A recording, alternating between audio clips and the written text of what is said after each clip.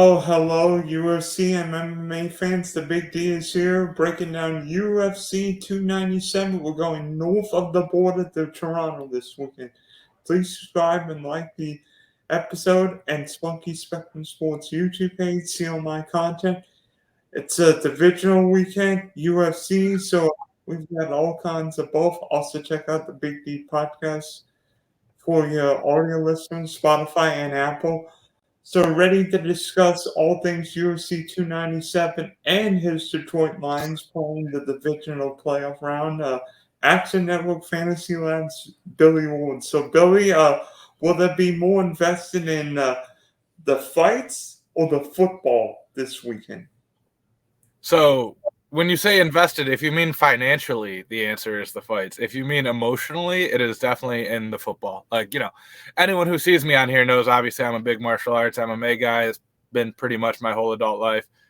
But man, the Lions in the second round of the playoffs since the first time since I was in diapers. I'm 34 years old.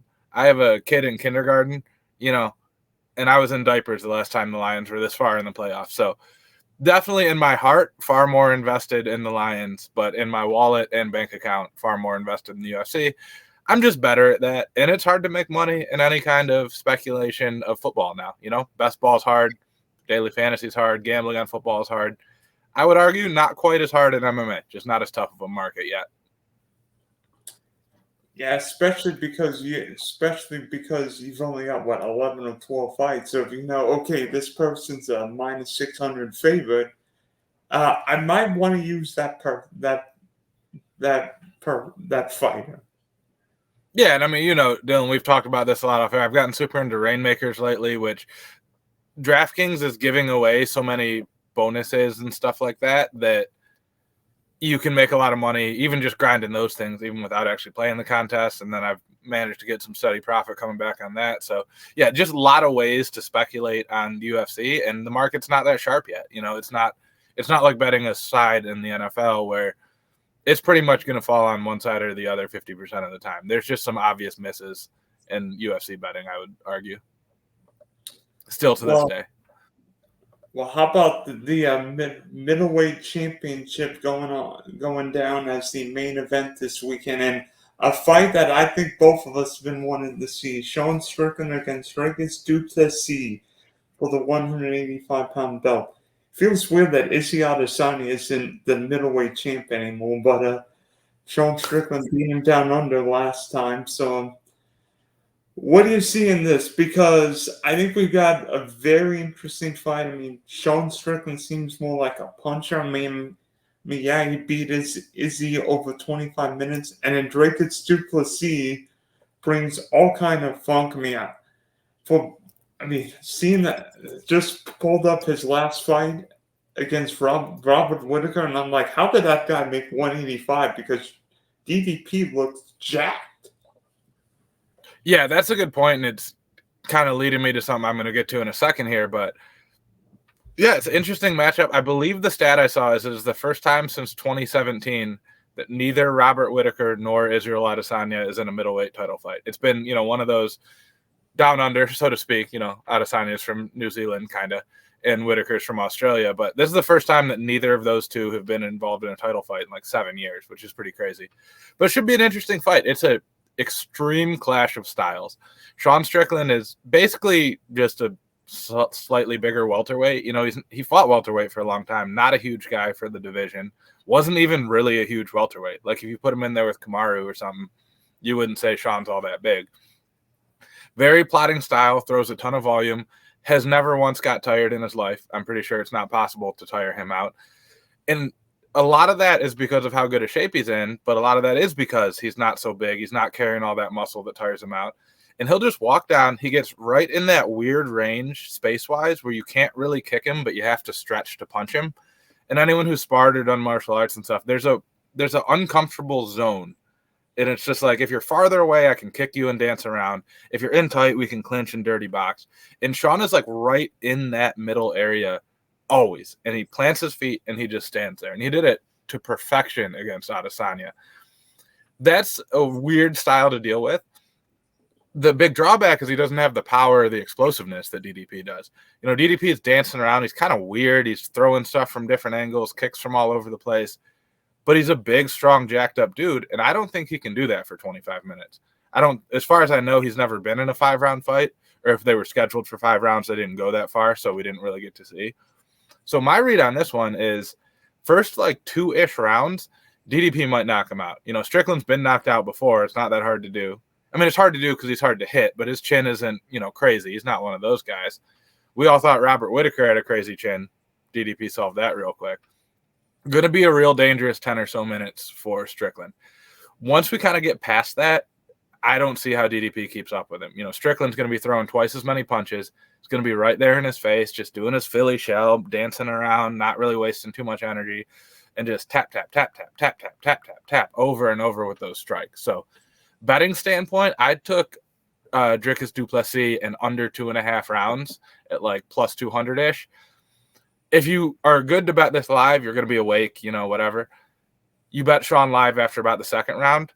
If you'd rather just get it done with ahead of time, you know, you can go FanDuel Strickland in rounds 4 or 5 or by decision is around 2-1, or you could bet Strickland in over 2.5 in a same game parlay. Angles like that, I think, are really good. And then because we mostly talk DFS on here, I'm playing them both in cash games. They're the 8,200, 8,000 fight. There's a scenario where DDP has a great opening, maybe drops him, you know, does a ton of damage. And then 3rd, 4th, 5th round, Sean lands 1 million strikes. They both have good scores. It's just too close to call, though. Whoever wins this one is probably going to have a real big score, so I'm not taking the chance on getting the wrong guy there. Agree. Plus, Dricus du Plessis never gone 25 minutes before, and stylistically, you wonder how that kind of fighter does, because DDP just throws all kinds of motion. He feels like he would burn out more, where Strickland is just steady. Like he might not have that knockout power, but he's not going to falter in the rounds. Yeah, exactly. And, you know, not just with the way he throws, but the way he moves. If you watch DDP, he's switching stances a lot. He's bouncing back and forth, jumping in, jumping out. I used to kind of fight like that. You can't do it for a long time, especially when you're a big, jacked up, muscular dude. You know, I was way smaller than DDP when I was, like, actually in good shape. And it was hard then. So for a guy his size and muscularity to do that, yeah, you're probably right. With that said, every now and then, a guy will surprise us, right? We're like, there's no way this guy lasts 25 minutes and he's going hard in the 5th round. It's happened. It's not the craziest thing, right? Like you can, in theory, train hard enough to power through that. So, you know, it wouldn't shock me, but I do think once we get out of about 2 rounds, maybe 3 at the most, it'll be Strickland's fight.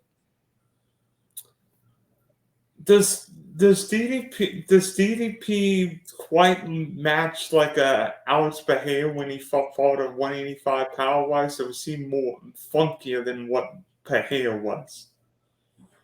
I think power wise, yes. I don't think technically or even cardio wise. Like Bahia, not that you would expect him to be a guy with great cardio because he's so big for the division, but he doesn't waste energy. Like he's very steady. He kind of walks you down, almost like Strickland, but with more kicks and stuff.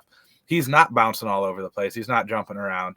That's what uses all that energy. You know, Bahia is very steady, you know, forward pressure, not like going to make any mistakes or give you any openings. So in that sense, yes, I think the power is similar. And we saw what Bahia did to Strickland. I also think the underrated aspect here is du Plessis is the better wrestler. Like he should be able to take Strickland down if he wants to. Strickland is, or I guess I should say was, because he threw it away for some reason, was a jiu-jitsu black belt and has done some high-level grappling stuff. Very underrated jiu-jitsu guy in Sean Strickland. So if this one goes to the mat, that could be fun too. I think if you're DDP and you need to save some energy, you get a takedown, you try to just hold him down, win the round from the top. But that's a very dangerous game given Strickland's skill set. Not that we ever see him do it. So, you know, I think the odds of either guy making this a grappling match are on the low side, but it would be a lot of fun if they did. For me and other nerds like me. Not for most of you guys who just want to see people get knocked out.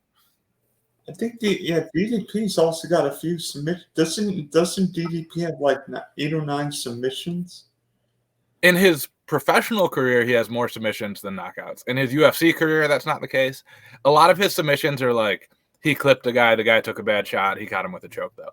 Like, if you look, he's got the rear naked over Darren Till. I'm pretty sure Duplessis dropped him first. And then the guillotine. Oh, no, that's his only submission in the UFC. And I'm pretty sure that's what happened there. So a lot of them you don't know because it's like weird regional stuff, but guillotine, rear naked, guillotine, rear naked. Those are a lot of like, I was beating you up. You kind of just turned your back and gave your neck, or you took a bad shot because you were half unconscious and I snatched the guillotine. He's not a jiu-jitsu guy, right? Like, you can't drop him into Abu Dhabi and expect him to do well. But he's not a bad grappler, and he's got really good takedowns and top game. So that would be fun. I don't think that's how this fight is decided, but I'd love to see it. And again, I know I'm in the minority here. Don't at me.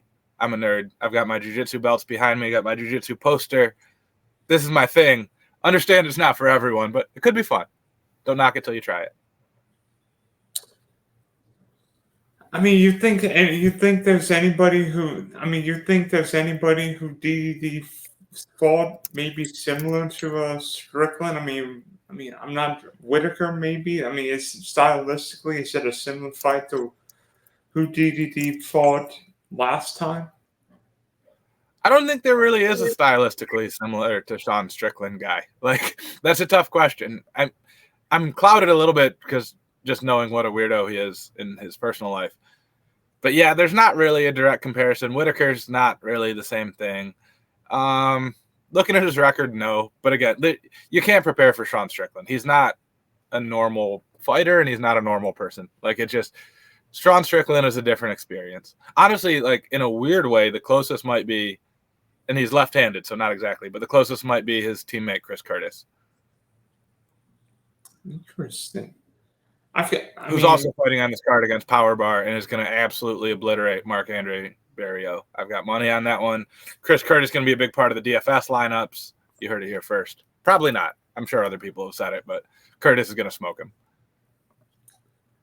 If so, you're basically saying if this fight ends early, it's probably good news DDP. If this fight goes later, better for Strickland because of the cardio factor. 100%. If it's Strickland needs to survive 10, 12, somewhere in there-ish minutes, and DDP needs to get him out of there in that time frame. Which, fortunately, there's a million ways to bet that angle with live bets, with, the round props on FanDuel, same game parlays on DraftKings. So if you want to bet it, like, this feels very obvious to me. I could be wrong. I guess the biggest risk, I think, is DDP does enough early and then just doesn't get knocked out late that he can kind of coast to a decision. I think that's probably the way that one goes wrong. But even so, I think Sean should win the third, fourth, and fifth rounds if he doesn't get finished. So I think it's a fight we all want to see, and I can't wait to see it this Saturday night or Sunday morning because we know cards always go late. Yeah, I know, and it's tough. Like, this is a busy weekend for me, both work and personal life-wise, so the chances of me falling asleep before this main event are unreasonably high. But with that said, I'm doing dry January. I'm not drinking at all in January. Should make it a little bit higher than if I had a few beers before the main event. So we'll see. Well, how about the co-main event? And it's weird that Amanda Nunes isn't fighting anymore because you imagine what she would do. I mean, her last fight was in Canada. Yeah, I mean, I don't not like women's MMA. I actually, some of the best fights I've seen in women's MMA. This one's hard to get excited for just because, Nunes retired. That's fine. We got to have a new champion someday. But it really should be Juliana Pena in this fight, but she was injured. And the UFC was like, hey, we need another title fight. Let's just grab a couple. You know what I mean? It's like, let's just see who's around and throw them together. Is Rocky Pennington Canadian? No, she's American too. So they didn't even just like, who's the first Canadian? They just grabbed whoever they had. I think Mayra Bano Silva's a lot better. I think she'll win this one pretty easily. Yeah, she's definitely a dangerous finisher, which helps, especially for DFS and stuff. Rocky's 35. We don't like the odds of lighter weight classes when they get that old. I don't know. That's about all I have to say on that. I'm sorry I'm not being more insightful, but it was just like hey, who are the two best women we have that are healthy and available and can hold the title until we get the ones we actually want to fight? And that's who they found. And it's probably going to be Shitara winning the belt. And that'll be cool and all, but I don't really care until Juliana Pena gets back. Does this feel like the merry-go-round of the 205 division where we didn't have a true champ for a while, and now it might be Alex Bahia waiting until Jamel Hill comes back from his torn Achilles? It's like that, but it's worse because Nunes had cleared out the division so thoroughly beforehand. Look, we didn't even feel good about any of these people challenging Nunes, right? Where at 205, Yuri first won it. We're like, oh, sweet. Jamal Hill versus Yuri, that'll be cool. Pahea's coming up. We got a bunch of cool matchups. A couple of them got hurt. But at least we have these other guys. This one, it's like Nunes made everyone look bad and then left. So now what? And again, Juliana Pena being the exception because she had that upset.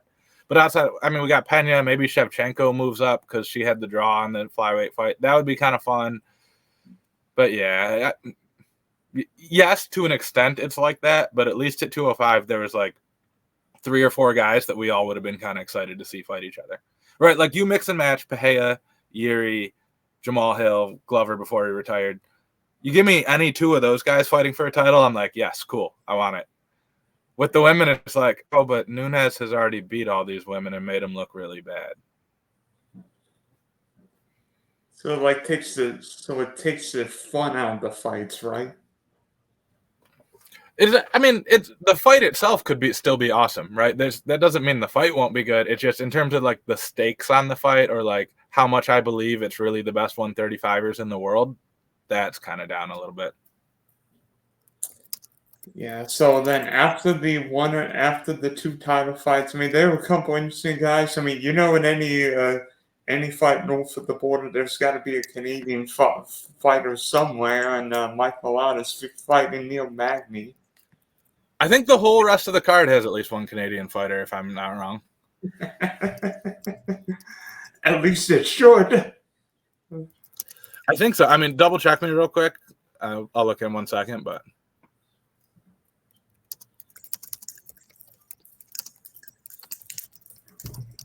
Sorry.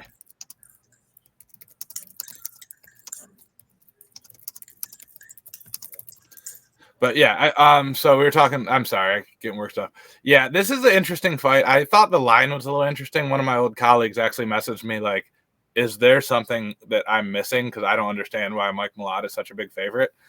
And I looked, and I couldn't figure it out either. It feels like a fight where I don't think Neil Magny wins, but I think he looks better than plus 300 or so.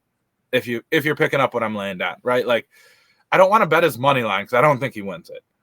But I don't think he looks like he's so much worse than Mike Malott. So from a betting standpoint, I really like the DraftKings plus 3.5, which basically means as long as he doesn't get finished and wins 1 round, we cover it. Kind of like that angle. DFS, Neil Magny is a good salary saver this week. There's a lot of female fighters, which we usually like to pick on for spots like this because the finish rates are so much lower. But Neil Magny at 6,900 for a guy, pretty good output. He can do some grappling here and there, pick up some takedowns. Love him as like a cheap, I just need to make this lineup work kind of guy. So that's my angles on there. It's a huge step up from Mike Malott. He's fought like the worst of the division until this one. And Neil Magny has only lost to like top 10 dudes. So yeah, think Mike Malott wins, but I think it looks a lot closer than the lines would imply. So who else? So which fight are you looking forward to on this card?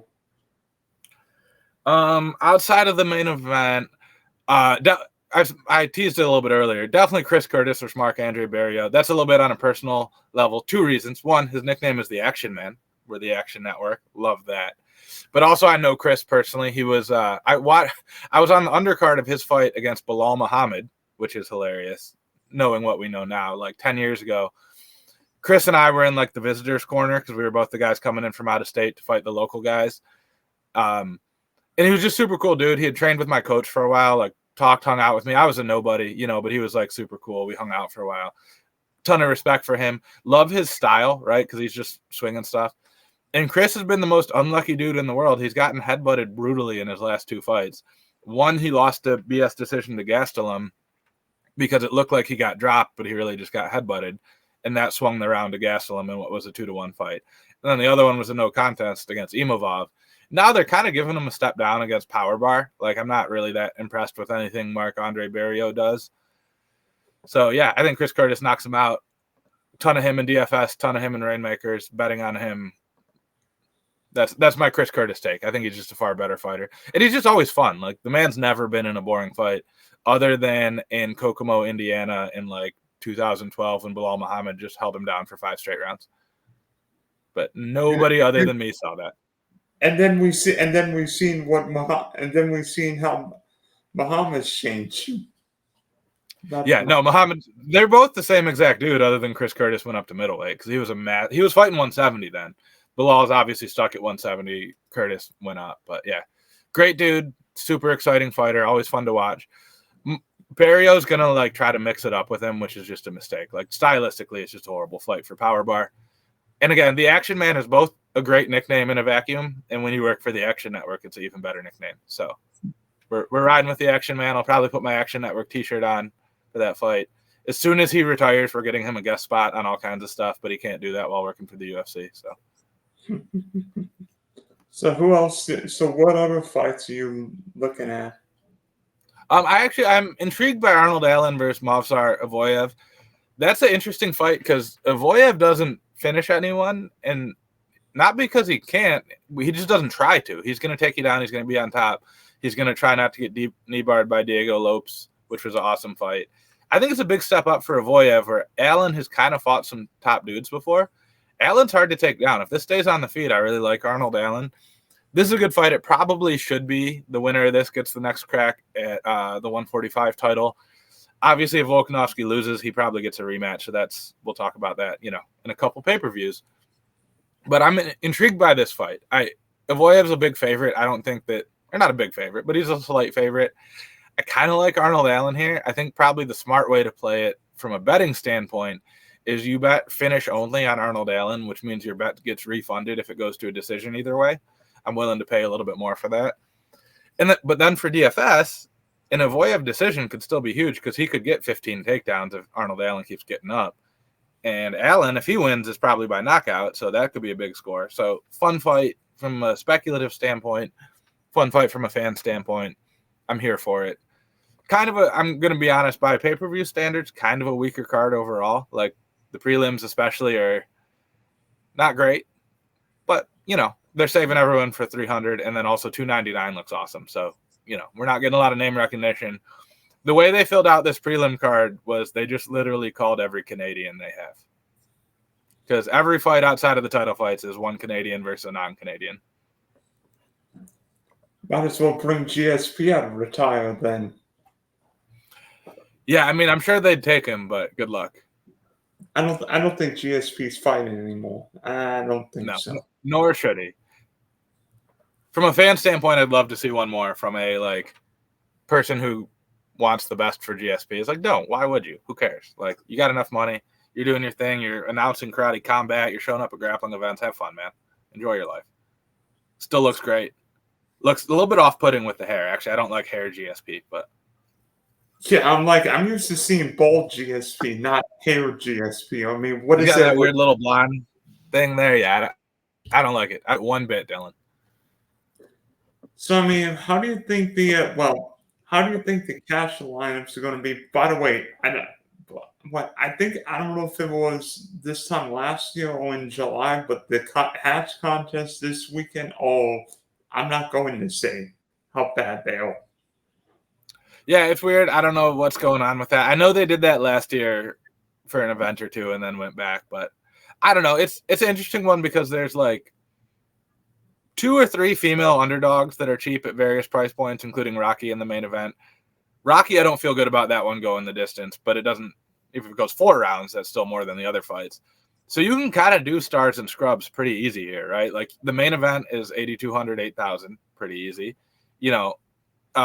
Brando Silva's not that expensive at 86. You play one cheap fighter, be it Arnold Allen, who probably doesn't get finished, be it, Sean Woodson, I kind of like as a live dog, Neil Magny, I like as a live dog, or either of the other female fighters. And Polyana Viana probably doesn't get finished. Cachoeira probably doesn't get finished. You play one of them, and then you can play whichever huge favorites you want, more or less. So, interesting card from that standpoint. A lot of times with these, it's just avoiding that landmine at the high end, because one of those 9,000-ish fighters is going to lose, and if you have them, your lineup's dead. So it's scary from that standpoint because you're going to overspend on someone who ends up not really paying it off. That's a very real risk. Maybe it's Charles Jourdain against Sean Woodson. That one scares me a little bit. It's probably the scariest of the ones up there. I wouldn't pay $9,500 for Jasmine Jasudavicius. I wouldn't pay $93 for Mike Malott. So, a little bit tricky in that standpoint, but it feels like you got all the salary you need to kind of build with whoever you want this week, assuming you play 3 of the 4 in the title fights. It's just, I don't think this is a week where we play both title fights. I think you played 3 of the 4 in cash, right? Probably, but I could certainly see a case. I mean, again, if the women's fight goes long, it's not bad, and then you got a ton of salary left over. So you play all 4 of those, you got $8,800 left. You could play Avoyev and Sergey Saidi or Brad Katona or Chris Curtis and one of the higher guys. Like, you could make it work, and I don't think it's crazy, long story short. I think you certainly could. You got to be perfect with your other 2 picks if you do that, but then you only have to get 2 things right, where if you're guessing and choosing which female fighters or which title fighters, usually that would be which of the women. That's a little bit scary. I just don't like Rocky as a DFS option. She doesn't go for takedowns really, and she doesn't usually get finishes or throw a ton of volume. So it's, how does she get there? She needs it to be a 25-minute fight with steady output. So that's the tricky one. But you certainly could. It's not a horrible idea by any stretch. It's just a lot of pressure on those 2 other picks if you do that. Well, I mean, the catch contest this week don't look that impressive because there are like 11 people for a double up, and I'm like, not again, please. Yeah, and we talked about off air, like, I'm kind of using Rainmakers as my cash just because I have enough cards where I can reliably count on getting 100 to 200 back almost every week just with the, like, guaranteed cash contests or whatever. And then I'm pushing real hard to try to win another seat at the live final this week just because I got enough profits from Rainmakers to dump into that. So that's, I think, my strategy, but I don't know. I'll probably on like Friday night be playing around and go, ooh, I really like this cash lineup, and then enter a bunch of those like 22 person $10 or whatever and lose it all. Or win it all. I should be optimistic, but I'm actually thinking of playing a GPP this weekend. I'm like, what would be? Whoa, Dylan! Hey, whoa! Getting real crazy. If you were me, what would be the GPP contest you entered? Because I mean, obviously, there's like a big $700K $25 entry for one. No. It depends. Do you want to do one lineup or do you want to do more than one? Probably one. Then I would enter whatever single entry contests you're comfortable with cash wise. And then if you want to spend, like, let's say you want to spend $100, don't play the $100, play the 40, the 27, the 12, and the 5 or whatever. Like, because those just, it's a little bit softer. You're not playing as tough a competition. Throw, I think the cheap qualifier this week is $15. Throw one in that $15 qualifier. That'd be cool, But whatever your dollar amount is, fill that up with as many small contests as possible that you want to spend on that one lineup. And yeah, go from there. Could be fun. Yeah, I mean, I'm mainly a catch guy, but I mean, I did a $3 showdown contest for the Saints Rams and 50x my entry fee. Yeah, I mean, it's always fun when it happens, and then you go back and do the math at the end of the year. Like we talked about, I won $10K in week 1 of the NFL season on a GPP, but then I lost $500 like every other week until the last week where I got close to that again. So like, it feels like you're doing great when you hit it, but then you're like, oh, it's suddenly gone. Oh, big spike, losing it. So like, at the end of the year, I think it was like made like 4K on DFS specifically because I gave most of it back. But that's the fun of GPPs. And cash games are just so hard now, man. Like projections have gotten so good. Everyone knows how to do it. If there is a sport that I think cash games are still beatable, it's probably UFC, but not if they're only given 11-person contest and you're just playing 7 of the same lineups. That's the optimal from Stochastic or whatever. Yeah, 7 of the same from Action Network. Like 7 of those 11 people are just going to be the awesome-o optimal, right? Like maybe not 7, but you know what I'm saying. So you have to really take a stand that you know better than that projection system, which is not an impossible thing to say or do or whatever. But it's hard. It's not easy. And plus, guess what? Also, on those people with big bankrolls are going to do? They're going to fully max the Millie Maker, well, not Millie Maker, but the big GPP. Mm-hmm. That I'm actually kind of okay with. I think I can, but that's why I was saying like play the single entry stuff, right? Because you're not playing those big. You're playing those people, but they can only do one lineup, so it's a little bit easier of a task. Do you think we have a million? Do you think we have that DraftKings could offer a Millie Maker for 300? I didn't even give that a thought until you started that sentence, and then before you got to the end, I was like, yeah, probably, or maybe, I don't know. It depends because they don't want to put up a Millie Maker, then have it not fill and be on the hook for a bunch of overlay. So I could see them doing it, but it'd be like $50 tickets instead of 20 or something like that. But I mean, DraftKings. But it's probably likelier that it's like $250,000 to first or something, not million to first. DraftKings offered Millionaire Makers for Monday night, offered like big contests Sunday, Monday, last week for the NFL. But how many more people play NFL DFS than UFC? You know, that's a different argument. True. But okay, well, now we get to the fun part. Your Detroit Lions are playing the Tampa Bay Buccaneers in the NFC Divisional round. Last time Detroit played a divisional round game was January of 92. Hashtag that was before me. I was born in July of 92. I think you were too for that game. Would you spend, $1,200 to see a Detroit Lions play a home playoff game in person? No, so hear me out. I'm going to go on a little rant here. Going to NFL games at this point in our history is stupid, right? Like when we were kids and we're watching on these stupid tube TVs and you can barely see anything and you don't know what the score is. Yeah, going to a game then was great. It was so much better than watching on TV. Now, in the comfort of my home, in my comfy ass recliner, where everything is cheap or free and there's no line for the bathroom and I've got a perfect angle, no, I'm not going to a game. I would spend like just for the atmosphere or whatever, I'd spend maybe up to like $100 just because it'd be cool to say I did it. But in terms of actual enjoyment, I will be so much happier in my recliner at my house where I can eat and drink what I want for free/cheap and go to the bathroom whenever I want and hang out with people I want to and not a bunch of drunk idiots. No, it's stupid. Why would you go to an NFL game? It's the worst sport to see in person because even with great seats, half the game is 50 yards away from you. You have the best seat in the house, 50-yard line, first row. Half the time you still can't really see all that well, right? There's nowhere you can sit where you're really seeing it that well. I love going to like basketball games. I don't really watch hockey at all, but going to a hockey game is so much fun because they're so fast and it's right in your face and it's cool. No, I'm not going to a football game. Get out of here. Sorry. I know that wasn't really the spirit of the question. You wanted to talk about the ticket prices, but my answer was absolutely 100% no. You'd almost have to pay me to go to a regular season game. I'd spend like maybe $50 to $100 to see a playoff game. And even that, no. I mean, it would have to. Plus, I mean, not that it's a problem for you in Detroit because you play in the dome, but like the Dolphins and Chiefs played in -30 wind chill. The Steelers and Bills played in frigid Buffalo. See, so you're from Florida, so you don't understand the attitude we have towards that here. That's a thing that if you do as a guy from around here, you get to tell people about it forever. Like, yeah, I sat there. You're going to be the guy with your shirt off or whatever just to brag about it. So like that I would actually do. I'm not scared of no winter, man. I walked like 2 miles after dropping my car off to get tires on a day that was so cold they canceled school. And I'm here bragging about it on a podcast with a guy from Florida who has no idea what I'm talking about. That's just like some Midwest shit that we do. So that part wouldn't scare me. Whatever. I'll be cold. I was born in the cold. I'll die in the cold. Yeah.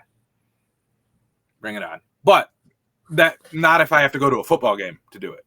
That's therein lies the distinction. I wouldn't do it just because of a football game. Yeah.